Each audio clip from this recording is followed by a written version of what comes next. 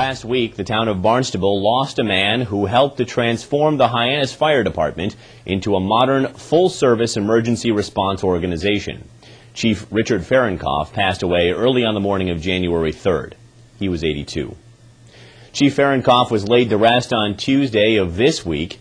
Afterwards, current Hyannis Fire Chief Harold Brunel and Deputy Chief Dean Melanson discussed with us the life and legacy of their predecessor.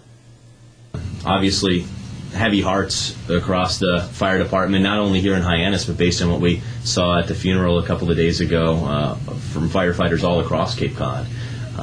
Talk to us a little bit first, Chief, about what Chief Fahrenkopf meant to this department.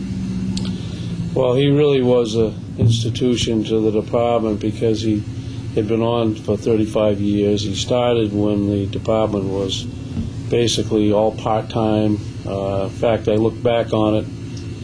When he started in 1955, the department responded to just under 80 calls per year. And by the time he became chief, the department was responding to 3,000 calls a year. And by the time he retired in 1990, we were at 4,000 calls a year. So he truly worked and went through the whole process, coming up through the ranks of a very small, low-level response rate of 80 calls per year to a very busy, small city-type department. Mm-hmm. He saw the whole transition, and the guys knew that about the chief and respected him for it because he worked his way up through the ranks, and he'd seen just about everything there was to see. Saw us go from a part-time department to a real professional career department. Deputy Chief, I wonder, what were some of the things that Chief Fahrenkopf did to help move the Hyannis Fire Department into the modern era, as it were?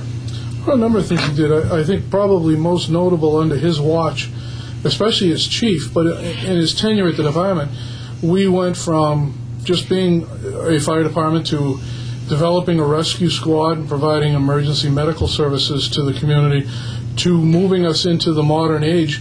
And as one of the leaders in the state, the Cape developed its emergency medical services in advance of most other areas in the state, and he brought the paramedics on board as a chief of department. Basically services now that people have come to expect and take for granted. He was right there with the department, making sure that that was developed, handled professionally, and quality service was given. So we went from a van and a first aid kit, which many people didn't even have that, right.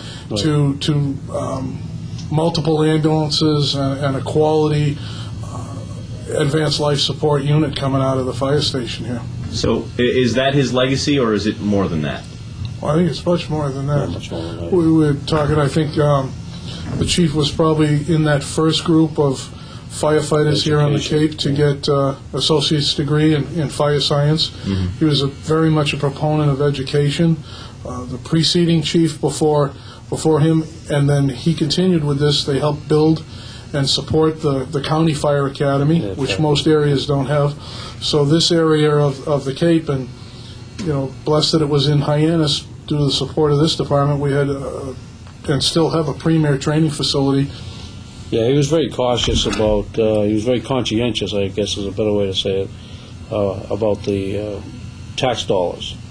And so his theme always was, from the first time I came on the department, he was captain at the time, but he always stressed that. It was, the money that we have is taxpayer money, and we can't just waste it. We have to think about what we're doing with it and spend it appropriately.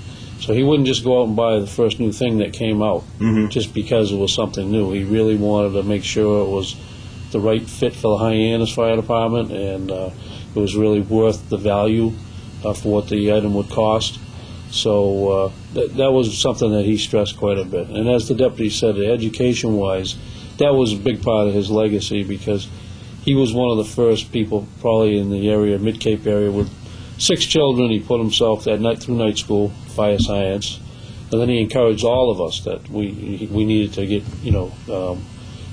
over to the 4 C's and start our college education, and in order to be promoted in the future to officers' ranks, he expected us to be better educated.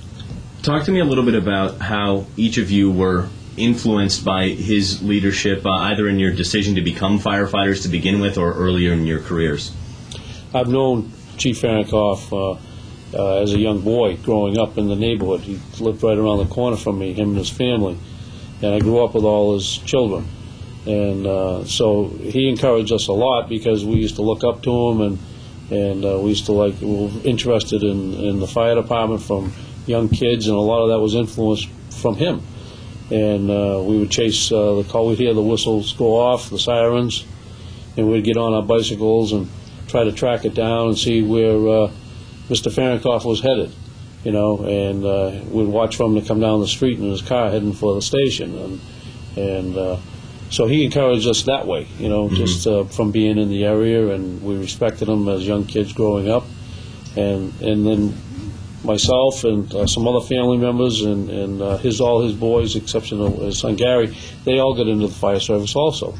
So he encouraged us that way just from young kids. And then a whole career afterwards, when I came on the department, he definitely had a big influence on me. What about you, Deputy Chief? Well, I was lucky enough to be hired by the chief. I came from off Cape, and then once I was hired, he was kind of a mentor. I mean, this was a man that wasn't just here for the 8-hour day. He was here to be a firefighter. He indeed was a firefighter. Yeah. He walked the walk and talked the talk. There's a great statement from an old chief from the city of New York, and it starts off with, "I have one ambition in life, and that is to be a firefighter." And the chief really lived that idea. So he truly was a mentor. You didn't have to agree with him all the time, but you knew that his heart was in the right place. He was here to look after the taxpayers and the visitors to Hyannis. Yeah. He was here to look after and make sure that the men and women of the fire department had the best material and could offer the best service. 24/7, he lived that.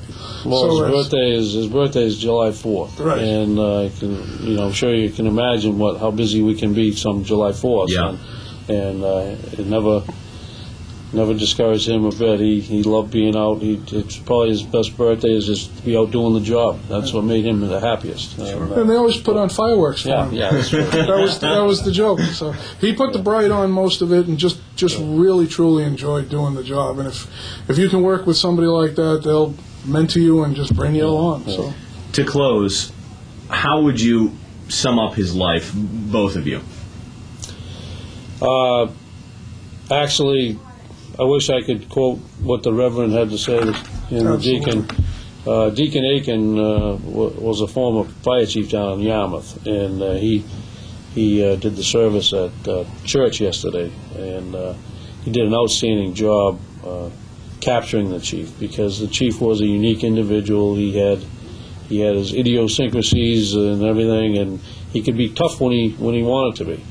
He wasn't a pushover. You didn't always agree with him, but he was that way consistently. His method of doing, and he brought his children up the same way, to go after whatever the task is. You put your heart and soul into it, and you work as hard as you can, get the job done, don't complain about it, and do what's right for the citizens. And that's the way he lived his life, and that's the way he worked here. And so you didn't always agree with him, and sometimes you didn't understand why he was doing something a certain way. But everyone in the fire service and the Hyannis department that worked with him and the neighboring departments, we all said the same thing, that you always knew that he gave his heart and soul to the Hyannis Fire Department. He always did everything with the best interests of the department and the citizens in mind, always. There was never a question of that. He raised a great family, he raised a great fire department. Yeah. Just, that was his vision. Yeah. And I think he accomplished it. Yeah. Our condolences go out to the Fahrenkoff family, the Hyannis Fire Department, and the broader firefighting family of Cape Cod. You're in our thoughts and our prayers. That's all for now. I'm Nick Cortez, and we'll see you next time on Barnstable Today.